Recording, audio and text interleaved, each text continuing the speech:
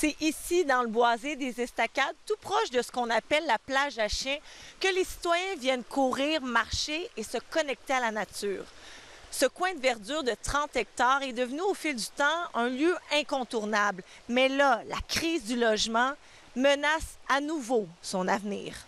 n'est pas à l'abri d'un changement politique à l'hôtel de ville de Trois-Rivières qui pourrait décider carrément de changer le zonage, de permettre la construction. Je viens courir plusieurs fois par semaine. Fait que pour moi, ça serait très, très triste de perdre cet endroit. C'est de la nature, c'est gratuit, puis tout le monde a accès. Que ce serait le fun, ça reste comme ça. Ce terrain appartient actuellement à une entreprise à numéro qui souhaite s'en départir. Pour le comité citoyen, la seule façon de protéger cette aire naturelle est d'en devenir le propriétaire. La Fondation a cet objectif depuis presque 3 ans, on va dire, est en négociation avec les propriétaires. Cette acquisition-là, par la Ville via la Fondation, ça a déjà été envisagé dans le dernier mandat, mais ça n'a pas abouti. Oui, on vit une crise du logement, mais on vit également une crise écologique. Donc, à un moment donné, il faut faire des choix.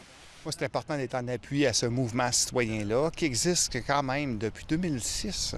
D'ailleurs, la pétition qui a été déposée au Conseil hier est la même que celle lancée en 2018. Selon le porte-parole du groupe de citoyens, environ le tiers des 21 000 signatures datent de 2025. Pourquoi cette fois-ci, ça serait la bonne? Je pense simplement que c'est le travail en commun qui va permettre, j'espère, d'atteindre l'objectif. Il suffit que chacun fasse un don, puis ça va beaucoup nous aider. Là, on parle aux citoyens.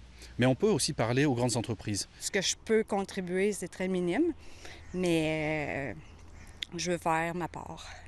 Et il est important de préciser que si l'acquisition de ce boisé échoue, l'organisme va proposer de réorienter l'argent vers un autre projet de conservation naturelle à Trois-Rivières, mais le citoyen aura le droit d'accepter ou de refuser, nous confirme l'organisation. Ici Valérie Gendron, Radio-Canada, Trois-Rivières.